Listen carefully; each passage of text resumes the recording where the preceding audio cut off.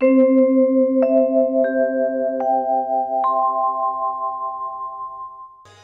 तो भगवान ने इन कुमारियों पर कृपा की है। एक दिन भगवान गैया चराने वन में गए हैं, पर आज ग्वाल बाल जो साथी थे ये कुछ प्रसाद लेके नहीं गए, भगवान भी कुछ लेके नहीं गए। पास में ही यज्ञ हो रहा था और यज्ञ ब्राह्मणों के पास भेजा है, पर अपनी विद्या के कारण, अपने कुल के कारण ये ब्राह्मण भगवान को पहचान नहीं पाए हैं।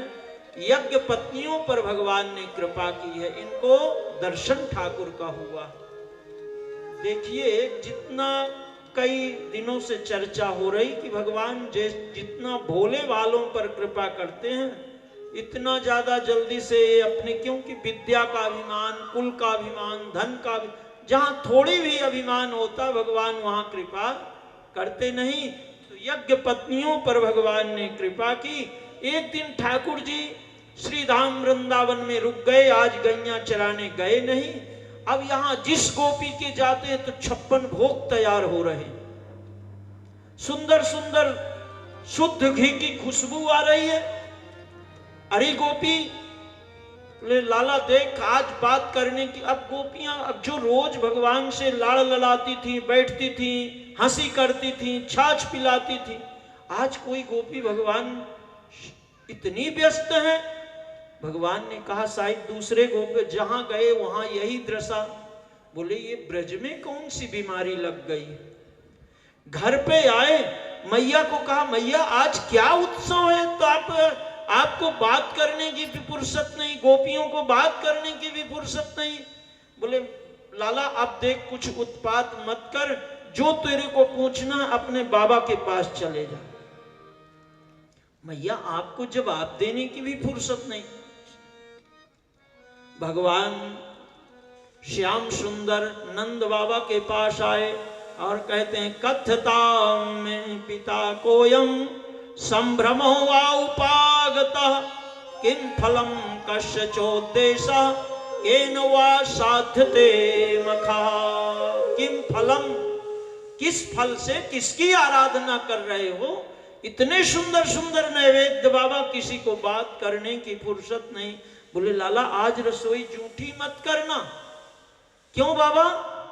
बोले हमारे साल में एक बार हम देवराज इंद्र की पूजा करते हैं। पर्जन्यो भगवान इंद्रो मेघा तस्यात्म मूर्तयः। मेघ इंद्र, मेघ के स्वामी भगवान इंद्र हैं। ते भी वर्षन्ति भूतानां प्रीणनम जीवनम पयः। वो मेघों के स्वामी इंद्र की हम साल में एक बार पूजा करते हैं, फिर वो हम ब्रजवासियों पर प्रसन्न होते हैं, खूब वर्षा करते हैं। वृंदावन में घास उगती है, गैया घास खाती हैं, चरती हैं, और वही हमारे जीवन का आधार है, वही हमारे गैयों का रक्षक है। भगवान ने कहा बाबा ब्रज में इतनी इतनी विपत्तियां आई, तो ये बताओ कि इन विपत्तियों से रक्षा किसने की। दूसरा प्रश्न बाबा, आप इतने वर्षों से इंद्र की पूजा करते चले आ रहे हो,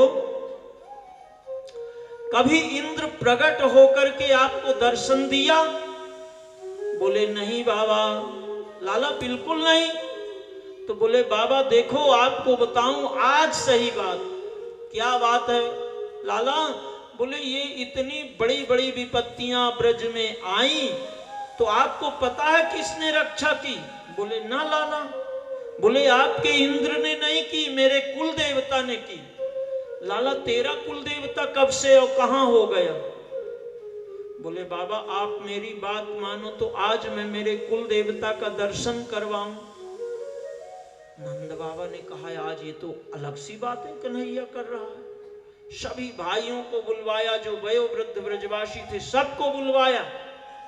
अब बोले भैया आज तो लाला ऐसी बातें कर रहा है। सब ब्रजवासियों ने कहा जो लाला कह रहा है वही करना चाहिए। बोल लाला क्या कह रहा है। बोले बाबा अपने यहाँ 56 भोग तो बना ही है, एक काम करो सब बैलगाड़ी में टोकरी के टोकरी भर के रखो और आज मैं मेरे कुल देवता का दर्शन करवाऊंगा।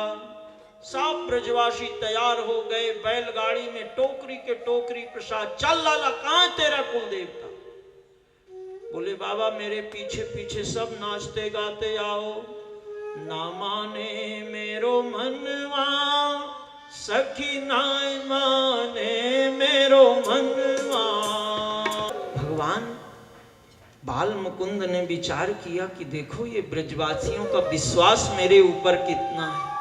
इतने वर्षों से इंद्र की पूजा करते चले आ रहे थे, एक बार मैंने कह दिया तो इन्होंने इंद्र की पूजा छोड़ दिया, मेरी बात मान ली। तो अब भगवान एक स्वरूप से तो ब्रजवासियों के साथ हो गए और दूसरे स्वरूप से गिरिराज बाबा में समा गए। मधुमंगल ने कहा कहां है तेरा कुल देवता? बोले देख सीधे सीधे सीधे। बोले लाला तेरा कुल देवता तो तेरे जैसे ही दिख रहा है। तो भगवान ने कहा मेरा कुल देवता है तो तेरे जैसा थोड़ी दिखेगा, मेरे जैसा ही तो दिखेगा। सब ब्रजवासी गाते नाचते गिरिराज भगवान की तलहटी में पहुंच गए। नंद बाबा ने कहा लाला बताओ अब कैसे पूजा करना? आज भगवान तीर्थ पुरोहित बन गए, पंडा बन गए। कहते हैं बाबा जैसे मैं कहूं वैसा करना। बोल लाला।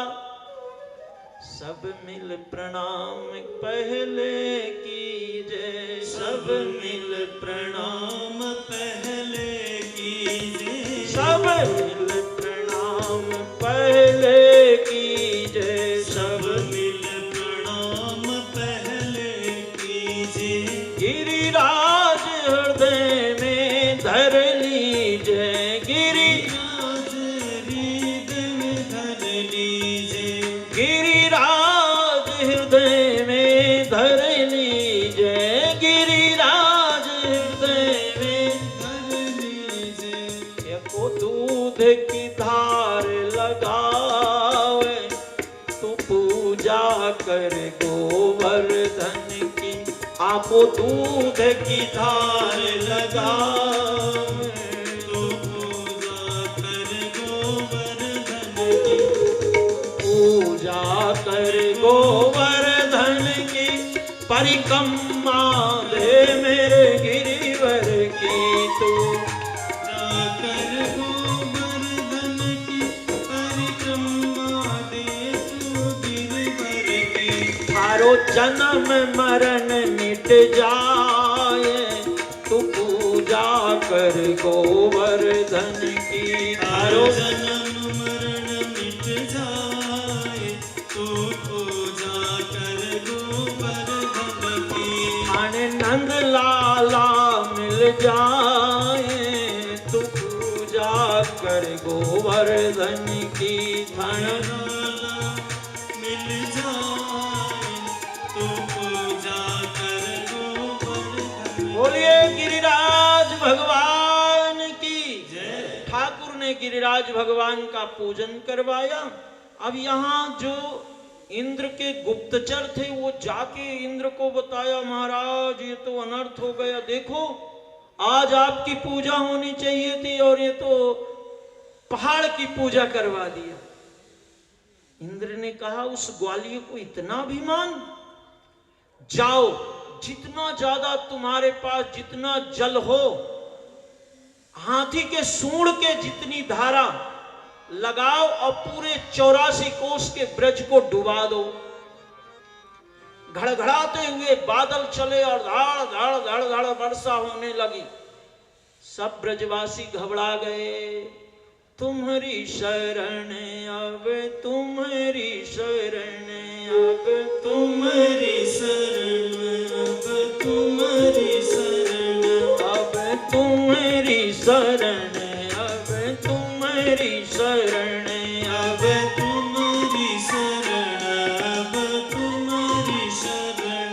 गिरिराज धरण अब तुम्हारी शरण, गिरिराज धरण अब तुम्हारी शरण, गिरिराज धरण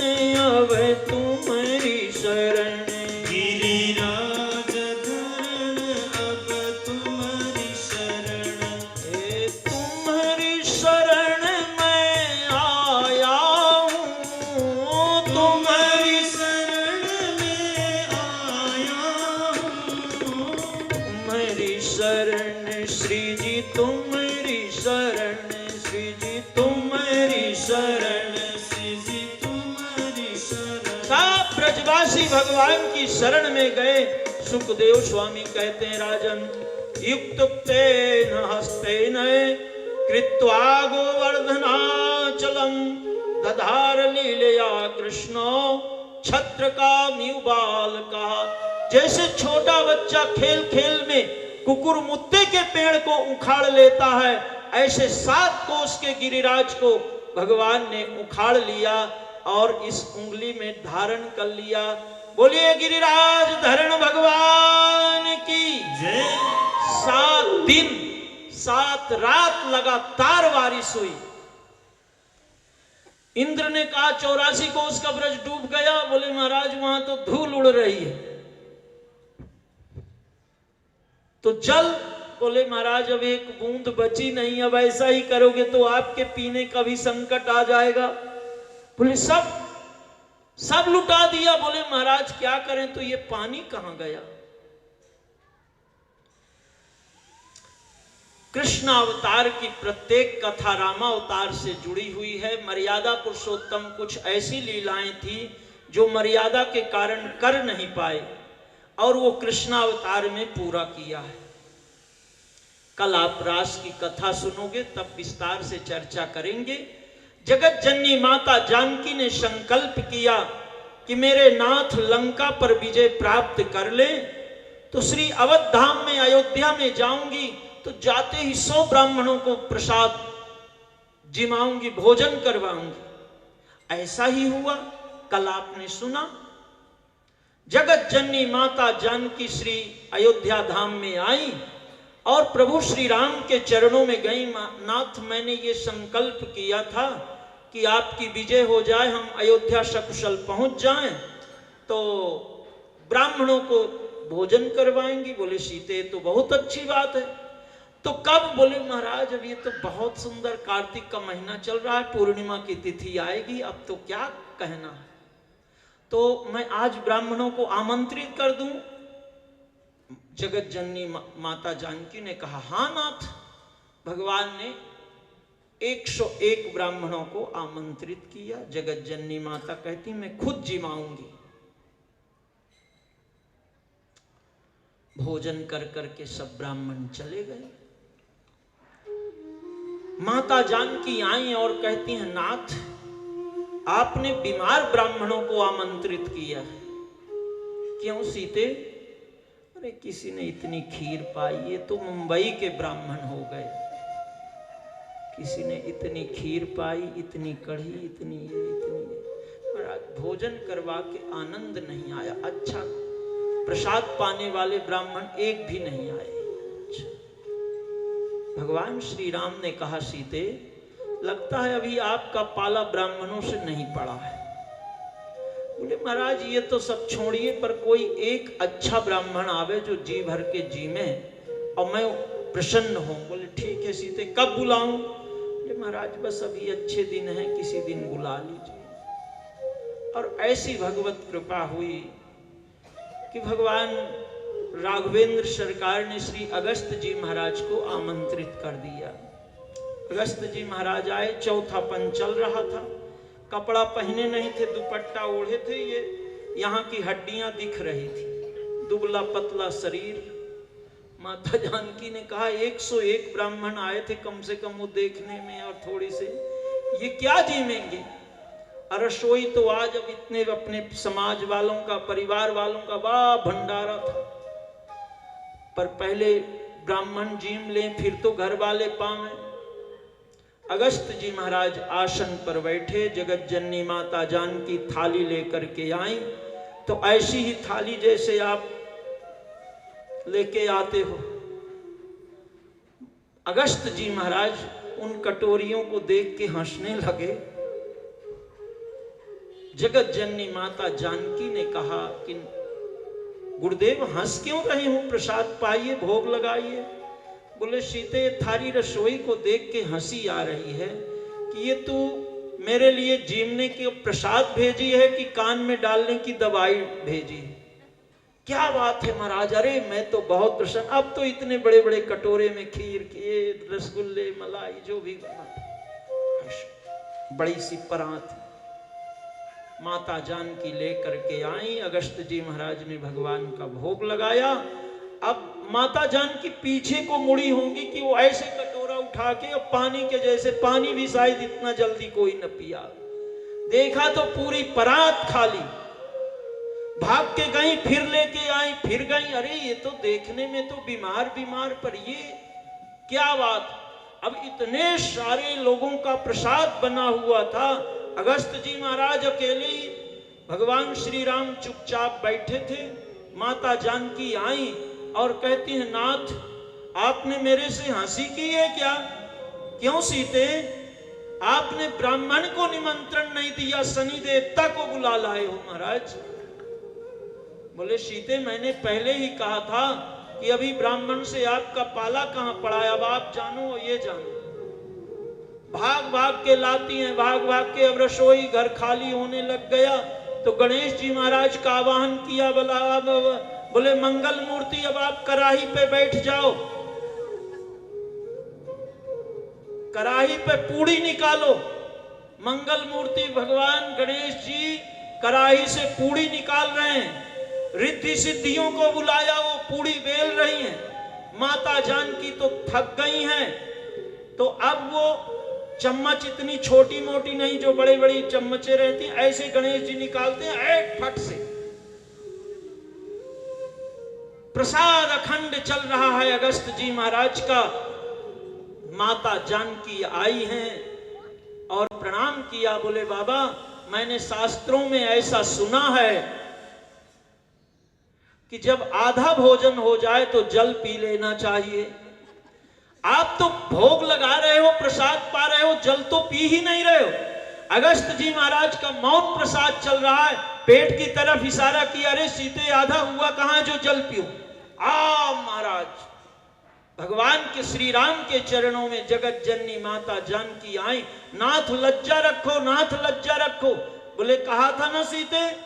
भगवान एक बटुक ब्रह्मचारी का रूप धारण किया और कहते हैं, अरे सीते बड़ी जोर की भूख लगी है। माता जानकी ने कहा, एक ब्राह्मण से तो छुटकारा नहीं मिला, ये दूसरे कहां से आ गए। पर अब करें क्या, भूखे ब्राह्मण को तो जाने दे नहीं सकती। आसन लगा दिया, एक थाली में प्रसाद लगाया। अब ये बटुक ब्रह्मचारी ने भोग लगाया और थोड़ी से प्रसाद पाया। बाजू में अगस्त जी महाराज की थाली लगी थी। बाल स्वभाववश एक रसगुल्ला खाया और अगस्त जी महाराज के थाली में डाल दिया।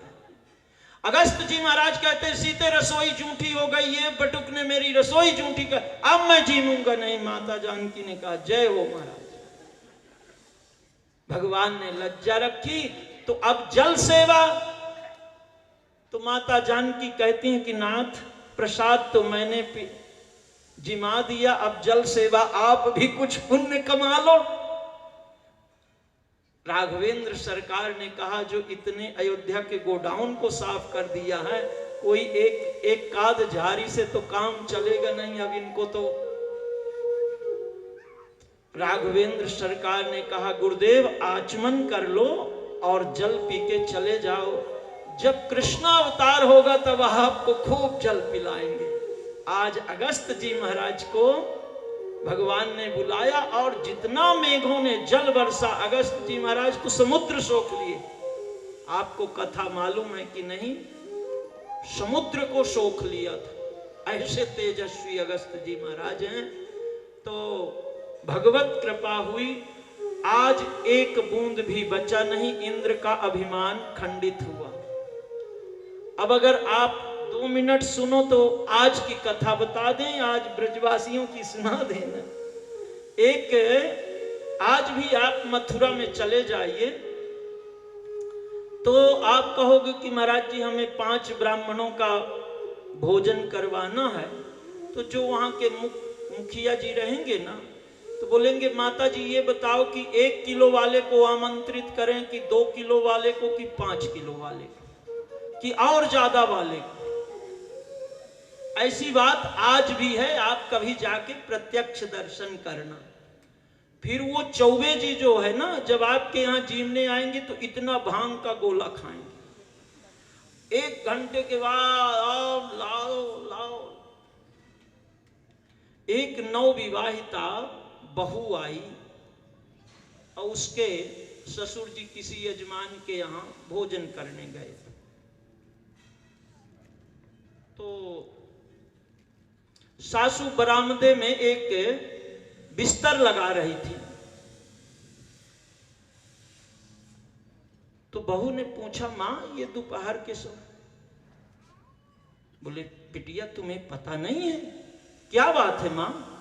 बोले, तेरे ससुर जी अमुक सेठ के यहां भोजन करने गए। तो भोजन से और ये बिस्तर से क्या रिश्ता? बोले, वो जैसे आएंगे गाड़ी से सेठ जी छोड़ेंगे तो सीढ़ी भी शायद न चढ़ पावे, धड़ाम से चारपाई पे गिरेंगे, इतना भोजन करते। बहू ने कहा, ससुर जी तो बड़े कमजोर हैं। बोले, क्यों? बोले, मेरे पिताजी की सुनो। क्या करते हैं तेरे पिताजी? बोले, सेठ जी के यहां भोजन किया और वो गाड़ी में भी नहीं बैठ पाते, सेठ जी के बिस्तर में ही धड़ाम से गिर जाते। अरे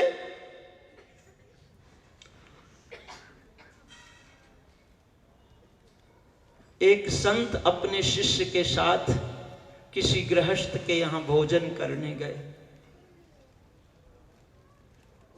भोजन किया, अब इतना कर लिया कि क्या कहें।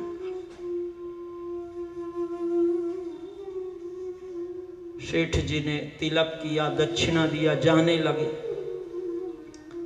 तो जूता बाहर खोला था। अब इतना प्रसाद पा लिया कि नीचे झुक ही नहीं सकते थे।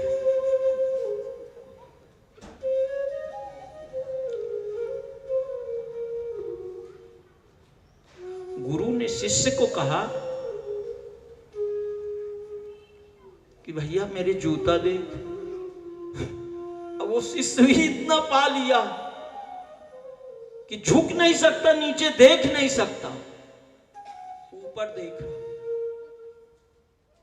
बोले, गुरुजी ऊपर तो नहीं है, नीचे ही होंगे।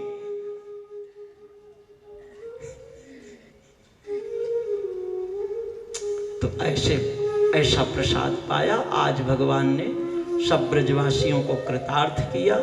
सबने गिरिराज की पूजन की, इंद्र का अभिमान चकनाचूर हुआ। 13 श्लोकों में भगवान की स्तुति की।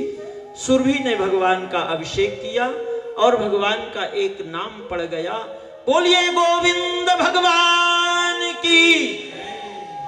तो आज कथा यहीं विराम लेगी।